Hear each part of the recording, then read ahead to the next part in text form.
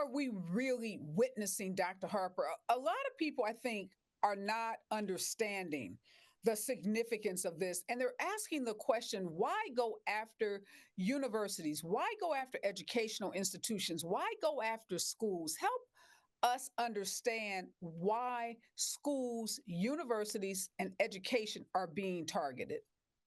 Yeah, listen, we're talking about DEI in higher education, but that's just one slice of the pie here. There is a larger assault on higher education as an entity by the Trump administration. They've made very clear that they don't like universities. They don't respect universities. They don't respect expertise. They don't respect truth, right? If they respected truth, they would not be out making these ridiculous, unfounded claims that um, discrimination is so rampant against white men on college campuses, for instance. That's not a thing. It's not a thing, but yet, it is the centerpiece, really, of the Dear Colleague letter that came from the U.S. Department of Education that went to every educational institution in America, threatening to snatch their funding for so-called discriminatory programs. Look, if we want to talk about discrimination, I have 27 years of research that makes painstakingly, irrefutably clear that it's Black students who experience the most egregious and most harmful and most violent forms of discrimination, harassment, and abuse on college campuses. We got way too much evidence, not just mine. There's 50 years of evidence to confirm that. But yet, there are no legislative hearings, there are no congressional task forces, and so on going after institutions for their long track records of anti-Black racism. Look, that was I'm so just glad you brought that up, Dr. Harper, because in none of these letters, and you've seen them, I've seen them printed, do they mention the university's failures to protect Black students, to root out that anti Blackness that you just described, and to call out that the violations that exist because schools have not protected Black students. Now, clearly, we don't want Jewish students to feel unsafe on college campuses. we do not. Anti Semitism should not exist on college campuses, and students of the Jewish faith should feel completely safe. But that shouldn't be to the exclusion of other students, whether they're Hispanic or Black or Asian or Muslim. But the letters don't talk about the discrimination that those other students face. And as you just said, historically, the the pervasive nature of anti-Blackness and discrimination against Black students on campuses. Why aren't those students mentioned in any of these letters? Because they don't care about Black people, Okay. period. Plain and simple. I mean, you could look at the composition of the cabinet. Let's start there. How many Black folks are in the cabinet? How many Black folks are in influential positions of leadership in this White House? Like, just a cursory glance at, say, a class photo will confirm that no, y'all don't really, but y'all not doing Black people right now. That's real clear.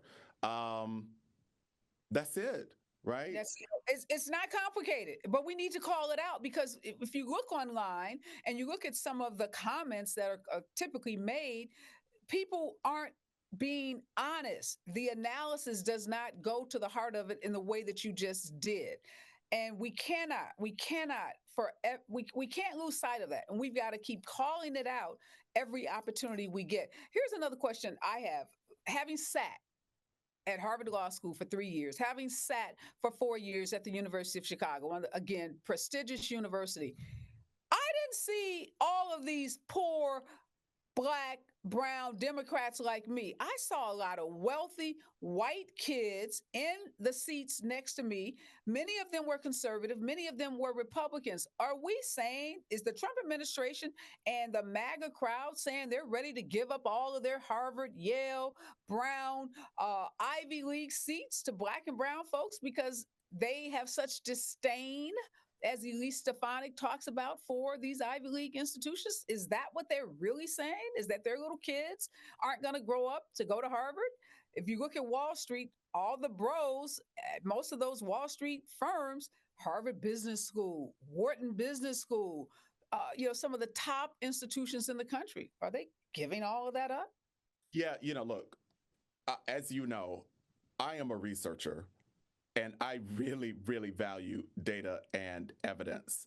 There is absolutely no evidence whatsoever that Harvard was locking white folks out of opportunities to become students there as undergraduates in the law school, in the business school, or anywhere else. There just ain't no evidence to confirm that. A. B.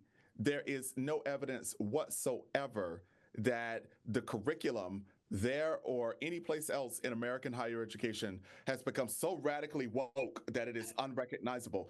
When I talk with students, conservatives and progressive students alike, and I ask them about the wokeness of their curriculum, they kind of laugh. They're like, no, actually, that's like not a thing. Like, it's only sort of Fox News commentators and conservative yahoos on social media who make up these unfounded sort of claims. They've never been in our classrooms, they've never read our books, they've never reviewed the syllabi, but they yet go and make these ridiculous claims that Harvard Law School is now just a bastion of wokeness. It wasn't a bastion of wokeness when you were there, and it's not a bastion of wokeness now. I just want to make sure I didn't miss anything because I sat next to white male conservative students. Many of them are now CEOs of Fortune 500 corporations. Many of them are partners in major law firms. I have colleagues who sat next to some of the white males who sit on our U.S. Supreme Court. And I just didn't feel, as you just said, the students articulated this wokeness, this pervasive wokeness. But again, I'm trying to get at, if you take Harvard and all these Ivy Leagues down, where are those white Republican male kids going to college? In my experience, Areva, whiteness will always find a way. Okay, I'm just trying to see, are they saying now, black and brown folks can have these woke institutions because we don't want our kids in those Ivy Leagues being indoctrinated with all that wokeness. We're going to start sending them to Liberty University or you name it university. That's not what they're saying, really.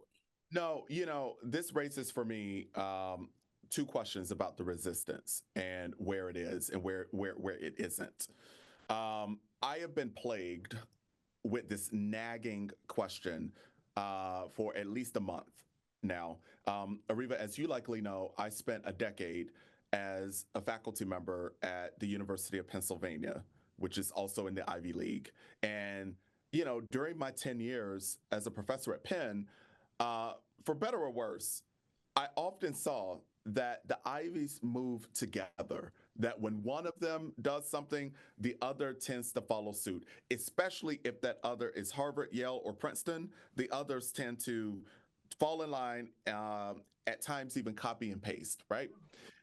It has been so fascinating to me that over these past few months, as the Trump administration has attacked Columbia for one thing, Penn for another, Harvard for another, right? They're picking them off sort of one at a time. Why is the Ivy League and the Ivy Plus, the Ivy Plus includes schools like Duke and Northwestern and Stanford, really extraordinarily wealthy, the wealthiest institutions in the country. Why are they not fighting back together? Yes. It could be that they're in like a super secret booth somewhere, strategizing, and we just ain't seeing it. But it's really, really, really dumbfounding to me that they're not leveraging their collective impact to fight back. So there's that. But then that leads me to the alums of these institutions. Really, I mean, as you've described, the demographic reality of who goes to Harvard, who are Harvard Law School graduates, who are graduates of the business school at University of Chicago, so on and so forth. Uh, are those alums not understanding what that means Yes. for the preservation of the brand of the institutions that they attended and paid so much money to attend? Do they not understand what that means for their children, the next generation of college goers? In this moment, are they just like presuming that we gonna be good, right? We'll be fine? I'm not sure. It's so ironic because Professor Harper, the legacy status and how hard these alums fight to get their children and their grandchildren and the legacy that they want to preserve. So, yeah, it's so baffling to me. Our kids don't have legacy status. So, my little black alums, we're like, this ain't really affecting us because we don't get the same privilege when it comes to legacy status that our white counterparts get. But we know because I sat next to second and third generation Harvard students. Most of us are first gen, right? We're just happy to be there. So that is so puzzling to me that we haven't seen an outcry from both conservative and liberal alums saying hands off Harvard. That should be trendy, right? That should be hashtag hands off Harvard. Uh, that we should see happening across all social, and we're not.